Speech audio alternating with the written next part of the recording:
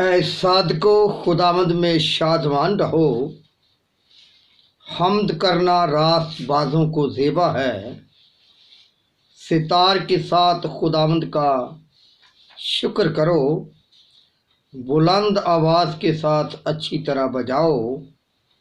خداوند کا کلام راست ہے اور اس کے سب کام باوفا ہے۔ وہ صداقت اور انصاف کو پسند کرتا ہے۔ زمین خداوند کی شفقت سے معمور ہے، آسمان خداوند کے کلام سے اور اس کا سارا لشکر اس کے منہ کے دم سے بنا۔ قادر مطلق خدائے بزرگ و برتر کے نہایت ہی عظمت اور شان والے نام میں خدا کا اطمینان، خدا کا فضل، خدا کی سلامتی سب کے ساتھ رہے۔ آئیے کلام مقدس میں سے آج ہم پڑھیں گے عہد جدید میں سے مقدس یوحنا رسول کا انجیلی بیان، اس کا 12واں باب اور اس کی 31ویں آیت سے۔ کلام مقدس کے اس حصہ میں یوں لکھا ہے: اب دنیا کی عدالت کی جاتی ہے، اب دنیا کا سردار نکال دیا جائے گا، اور میں اگر زمین سے اونچے پر چڑھایا جاؤں گا تو سب کو اپنے پاس کھینچوں گا۔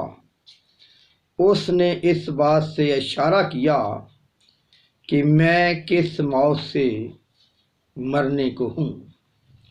کلام مقدس کا پڑھا جانا ہم سب کے لیے باعث برکت ہو، آمین۔ خداوند یسوع کے بابرکت، عظیم اور جلیل، الہی اور مقدس نام میں ہم خدا کے مقدس کلام میں سے آج اس بات پر غور کریں گے کہ اب دنیا کی عدالت کی جاتی ہے، اب دنیا کا سردار نکال دیا جائے گا۔ آج ہم اس عدالت کی بابت دیکھیں گے، کلام مقدس میں سے سیکھیں گے۔ جو پہلی عدالت، گناہ گاروں کی عدالت، صلیب پر ہو چکی ہے۔ خدا نے دنیا کو دیکھا اور فتویٰ دیا کہ کوئی راست باز نہیں، ایک بھی نہیں، کوئی سمجھدار نہیں، کوئی خدا کا طالب نہیں، سب گمراہ ہیں۔ اور مقدس پالوس رسول رومیوں کے خط اس کے 13ویں باب اور 10ویں آیت سے وہ بیان کرتا ہے کہ کوئی راست باز نہیں، ایک بھی نہیں، کوئی سمجھدار نہیں، کوئی خدا کا طالب نہیں، سب گمراہ ہیں، سب کے سب نکمے ہیں، کوئی بھلائی کرنے والا نہیں، ایک بھی نہیں۔ کلام مقدس کے اس حصہ میں خدا یہ فتویٰ دیتا ہے کہ سب کے سب گمراہ ہو گئے، کوئی خدا کا طالب نہیں ہے، اور اس فتوے کے تحت انسان سزا کے لائق ہے۔ اور شریعت کا تقاضا کیا ہے؟ گناہ کی مزدوری موت ہے۔ رومیوں کے خط میں 8ویں باب میں پالوس رسول کہتا ہے کہ گناہ کی مزدوری موت ہے۔ خدا نے شریعت کو بھی پورا کیا اور اپنا رحم اور فضل بھی دنیا کو دیا، یعنی ایک ہی شخص نے سب کے گناہ کا کفارہ دیا۔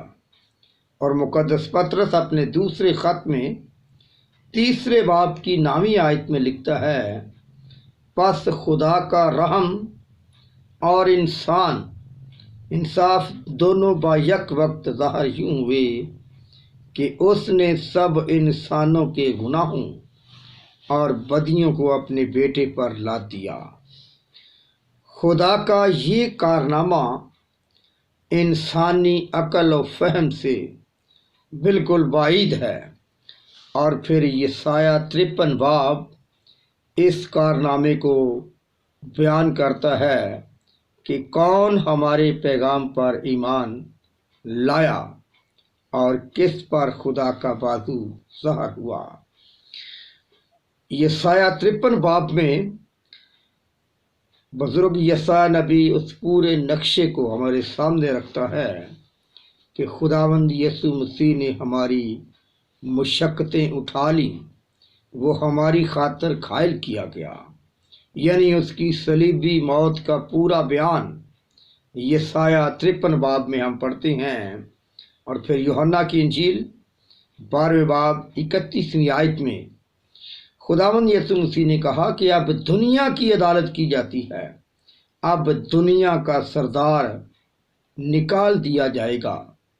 قربانی کے ذریعے گناہ کی معافی کا طریقہ خدا نے موسوی شریعت میں پہلے سے رائج کر دیا تھا، لیکن خدا نے اپنے کلام مقدس میں ان قربانیوں کو عکس اور شبیہ بنایا ہے۔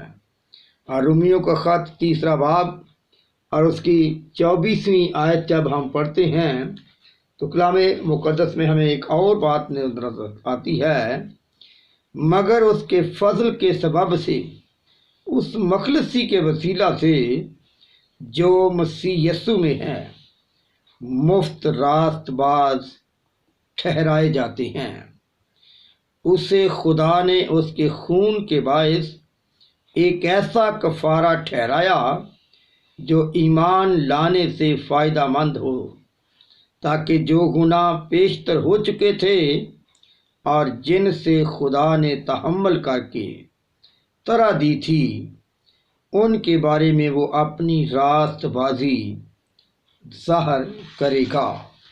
تو کلام مقدس میں ہمیں اپنی مخلصی، اپنی نجات کے بارے میں یہ پیغام ملتا ہے کہ ہم مفت میں راست باز ٹھہرائے گئے ہیں، ہم خدا کے فضل کے سبب سے ہی راست باز ٹھہرائے گئے ہیں، ہم خدا کے فضل کی بدولت ہی نجات پاتے ہیں۔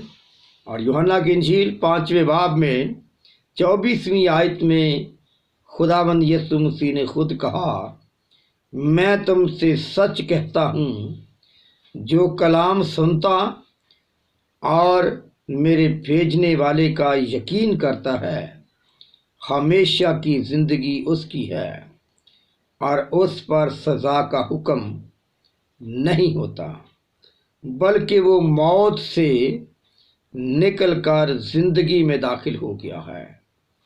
اور رومیوں 8 باب میں لکھا ہے، پس اب جو مسیح یسوع میں ہیں ان پر سزا کا حکم نہیں۔ جو شخص خدا کے اس انتظام کو قبول کر لیتا ہے، اس کے گناہ معاف ہو جاتے ہیں، اور جو اسے قبول نہیں کرتا اس کے گناہ قائم رہتے ہیں۔ بائبل مقدس نجات کے بارے میں ہمیں یہ پیغام دیتی ہے کہ یسوع کا خون ہمارے گناہوں کی معافی کے لیے، ہماری نجات کے لیے، ہماری رہائی کے لیے بہایا گیا، اور برے کے خون سے دھلنے والے سب انسانوں کے نام برہ کی کتاب حیات میں لکھے جاتے ہیں۔ خداوند یسوع مسیح نے اپنے شاگردوں سے کہا کہ تم اس سے خوش نہ ہو کہ بدروہیں تمہارے تابع ہوں، بلکہ اس سے خوش ہو کہ تمہارے نام آسمان پر لکھے ہیں۔ یقیناً اصل نجات، حقیقی نجات خداوند یسوع مسیح کی صلیبی موت کے وسیلہ سے ہے، اور یہ خدا کا وہ فضل ہے کہ خدا نے دنیا سے ایسی محبت کی کہ اس نے اپنا اکلوتا بیٹا بخش دیا، تاکہ جو کوئی اس پر ایمان لائے ہلاک نہ ہو بلکہ ہمیشہ کی زندگی پائے۔ اور خداوند یسوع مسیح نے جب یہ کہا کہ اب دنیا کی عدالت کی جاتی ہے، اس دنیا کی عدالت یہ ہے، یہ مسیح کی ملکیت ہے، یہ دنیا شیطان کی ملکیت نہیں۔ اب دنیا کا سردار نکال دیا جائے گا۔ یہاں ابلیس کو دنیا کا سردار کہا گیا ہے، کیونکہ وہ دنیا کی باتوں کے وسیلہ سے دنیا کے لوگوں پر حکمرانی کرتا گیا ہے، اور بتایا گیا ہے کہ وہ نکال دیا جائے گا، یعنی اب نکالا جا رہا ہے۔ مسیح خداوند نے اپنی صلیبی موت کے کفارہ سے دنیا کا خدا سے میل ملاپ کرا دیا، موت کی طاقت کو توڑ ڈالا اور شیطان کو باہر نکال دیا، جیسے کسی تباہ کرنے والے کو نکالا جاتا ہے۔ اور خداوند یسوع مسیح نے اپنی صلیب کے اصول سے دنیا کو خدا کے مطیع کیا، گناہ کے اختیار اور طاقت کو توڑا اور شیطان کو باہر نکالا، جیسے بہکانے والے فریبی کو نکالتے ہیں۔ اور مسیح کیسے یقین کے ساتھ شیطان پر فتح کا ذکر کرتا ہے، گویا فتح حاصل ہو چکی ہے، وہ موت کو قبول کرنے میں بھی اس پر فتح مند ہے، اور مسیح کی موت کے وسیلہ سے روحیں ایمان لاتی ہیں، اور یہی شیطان کا نکال دیا جانا ہے۔ اور پھر اس نے کہا کہ اگر میں زمین سے اونچے پر چڑھایا جاؤں گا تو سب کو اپنے پاس کھینچوں گا۔ یہاں وہ دو نکات قابل غور ہیں۔ پہلی بات یہ ہے کہ ہمارے خداوند یسوع کا بڑا مقصد صرف یہودیوں کو نہیں بلکہ سب آدمیوں کو اپنی طرف کھینچنا تھا۔ اور غور سے اگر ہم دیکھیں، غور سے مطالعہ کریں کہ روحوں کے اس پر ایمان لانے کے عمل میں مسیحی سب میں سب کچھ ہے۔ مسیح ہے جو کھینچتا ہے، وہ زبردستی نہیں بلکہ مقناطیس کی طرح کھینچتا ہے۔ روح آمادہ کی جاتی ہے، مسیح ہے جس کی طرف ہم کھینچے جاتے ہیں۔ وہ روح جو اس سے شرماتی، کتراتی اور اس پر شک کرتی تھی، وہ اس مقام پر لائی جاتی ہے کہ اس سے محبت کرنے اور اس کا یقین کرنے لگتی ہے۔ اس کے بازوؤں میں کھینچی چلی آتی ہے۔ اور خداوند یسوع مسیح نے جب یہ کہا کہ اب دنیا کا سردار نکال دیا جاتا ہے، اس کا مطلب ہے کہ وہ اب اس پر فتح حاصل کر لیتا ہے، وہ اس پر غالب آ جاتا ہے، اور وہ موت جو اس نے باغ عدن میں جس کا آغاز کیا تھا، جس کا انجام خدا نے انسان کو وارننگ کے طور پر دے دیا تھا، اور انسان نے خدا کی نسبت ابلیس کی بات کو زیادہ ترجیح دی، اس لیے دنیا کی پہلی عدالت، دنیا کا انصاف جو ہے وہ صلیب پر کر دیا گیا، کہ انہیں انصاف مہیا کر دیا گیا، انہیں زندگی واپس لوٹا دی گئی، وہ زندگی جو باغ عدن میں کھو چکی تھی، وہ زندگی کا درخت جسے باغ عدن کے اندر سیل کر دیا گیا تھا، اور اس دروازے کو بند کر دیا گیا تھا، اور اس کے چگرد شلہدن تلوار کا پہرا لگا دیا گیا تھا، اور پھر خدا اور انسان کے درمیان ایک ایسی جدائی کی دیوار کھڑی ہو گئی تھی، اور انسان پر موت کا حکم بھی لاگو ہو چکا تھا۔ اس موت کے زور کو توڑا، اس گناہ پر اس نے فتح پائی۔ وہ لڑکوں کی طرح گوشت اور خون میں اس لیے شریک ہوا کہ وہ جسے موت پر قدرت حاصل تھی اس کی قدرت کو نیست کرے۔ پالوس رسول عبرانیوں کے خط میں یہ بات ہم تک پہنچاتا ہے کہ وہ جسے موت پر قدرت حاصل تھی یعنی ابلیس، اس کی ساری قدرت کو خداوند یسوع مسیح نے نیست کر دیا، تباہ کر دیا، برباد کر دیا، اور اب اس کے پاس یہ اختیار نہیں ہے۔ لیکن وہ اس دنیا میں رہتے ہوئے انسانوں کو اس حالات کے قریب لے آتا ہے، وہ انسانوں کے اندر خوف پیدا کرتا ہے، اور بہت سے حالات میں انسان یہ یقین کرتے ہیں کہ شاید یہ موت ابلیس کے ہاتھوں ہے۔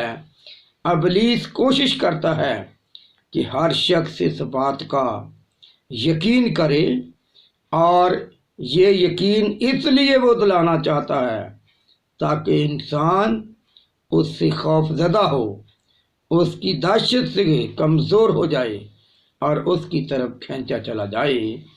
لیکن پالوس رسول عبرانیوں کے خط میں بتاتا ہے، وہ لکھتا ہے کہ وہ لڑکوں کی طرح گوشت اور خون میں اس لیے شریک ہوا تاکہ وہ جسے موت پر قدرت حاصل تھی اس کی قدرت کو نیست کرے۔ اس لیے کلام مقدس میں، مقدس یوحنا کی انجیل میں، خداوند یسوع مسیح نے ہم سب کے لیے وہ بندھن توڑ دیے، وہ دروازہ کھول دیا جو سیل کر دیا گیا تھا، اور جس کے پیچھے زندگی کا ایک درخت موجود تھا۔ پیدائش کی کتاب میں زندگی کا وہ درخت ہمیں سیل شدہ نظر آتا ہے، لیکن یوحنا عارف کی معرفت خداوند یسوع مسیح کے مکاشفے میں وہی درخت پھر بحال نظر آتا ہے، اور مکاشفہ کی کتاب میں لکھا ہے کہ مبارک اور مقدس وہ ہیں جو اپنے جامع برہ کے خون سے دھوتے ہیں، کیونکہ وہ زندگی کے درخت کے پاس آنے کا اختیار پائیں گے۔ اس سے پہلے یہ اختیار انسان سے چھین لیا گیا تھا، انسان کو زندگی کے درخت سے دور کر دیا گیا تھا اور اسے باغ عدن سے نکال دیا گیا تھا، اور خداوند یسوع مسیح نے دنیا کی یہ عدالت کی کہ دنیا کے سردار کو نکال دیا اور صلیب پر ایک ایسا کفارہ دیا جو کوئی انسان دینے کے لائق نہ ٹھہرا، لیکن ایک ہی ہستی، ایک ہی شخصیت جس کی زندگی میں گناہ نہ تھا، وہ بے عیب تھا، اور اس بے عیب برے کا خون سب کے گناہوں کے کفارے اور معافی کے لیے بہا دیا گیا۔ اس لیے دنیا کی پہلی عدالت ہو چکی، یعنی ابلیس کی طاقت کو، اس کے زور کو نیست کر کے وہ اس پر فتح مند ہوا۔ اور یہی پیغام خداوند یسوع مسیح ہم سب کے لیے بھی مہیا کرتا ہے، اور یوحنا کی انجیل میں یہ بات لکھی ہے کہ جس طرح میں دنیا پر غالب آیا تم بھی غالب آؤ۔ اب خداوند یسوع مسیح کیسے غالب آیا؟ خداوند یسوع مسیح بدی کر کے بدی پر غالب نہیں آیا، بلکہ جس طرح اس نے ہمیں سکھایا ہے کہ نیکی کر کے بدی پر غالب آؤ، اس نے بدی کی قوتوں پر غالب آنے کے لیے بدی کی قوتوں کا مقابلہ کیا، اور وہ ہمیں بھی یہ پیغام دیتا ہے کہ جس طرح میں دنیا پر غالب آیا ہوں اس طرح تم بھی دنیا پر غالب آؤ۔ اور غالب آنے کا طریقہ ایک خداوند یسوع مسیح نے اپنے شاگردوں کو سکھایا کہ جو کوئی تم میں سے بڑا ہونا چاہتا ہے وہ اپنے آپ کو چھوٹا بنائے، کیونکہ جو کوئی اپنے آپ کو چھوٹا بنائے گا وہ بڑا کیا جائے گا، وہ بلند کیا جائے گا۔ تو دنیا پر غالب آنے کے لیے مسیحی تعلیم نہ تو بندوقوں سے ہے، نہ بم چلانے سے ہے، بلکہ خداوند یسوع مسیح نے بدی کی قوتوں کو نیست کیا اور نیکی کر کے بدی پر غالب آیا، اور یہی پیغام ہم سب کے لیے ہے۔ اور اس نے کہا کہ عدالت کے بارے میں اس لیے کہ دنیا کا سردار مجرم ٹھہرایا گیا ہے۔ مجھے تم سے اور بھی بہت سی باتیں کہنی ہیں، مگر اب تم ان کی برداشت نہیں کر سکتے، لیکن جب وہ یعنی روح حق آئے گا تو تم کو سچائی کی راہ دکھائے گا۔ روح حق، روح القدس جو ہماری رہنمائی کرتا ہے، اور جب ہم خدا کے تابع ہوتے ہیں تو خدا کا روح ہماری رہنمائی کرتا ہے۔ تو آئیے کلام مقدس میں ہم اس بات پر فخر کریں کہ خدا نے پہلی عدالت کر کے دنیا کے سردار یعنی ابلیس کو نکال دیا، اور اس کے ہاتھ سے وہ موت کا اختیار خداوند یسوع مسیح نے موت پر فتح پا کر چھین لیا۔ آئیے خدا کا شکر کریں کہ اس نے ہمیں اپنے بیٹے اور بیٹیاں بننے کا حق بخشا، کیونکہ جتنوں نے مسیح یسوع کو قبول کیا اس نے انہیں خدا کے فرزند بننے کا حق بخشا۔ یہ ایک بہت بڑا اعزاز ہے، اور آئیے ہم خدا کے تابع رہ کر زندگی کو بسر کریں تاکہ آخرکار ابدی زندگی کو حاصل کر سکیں۔ خداوند ہم سب کو اپنے کلام میں چلنے کے لیے حکمت اور دانش اور فہم بخشے۔ آمین۔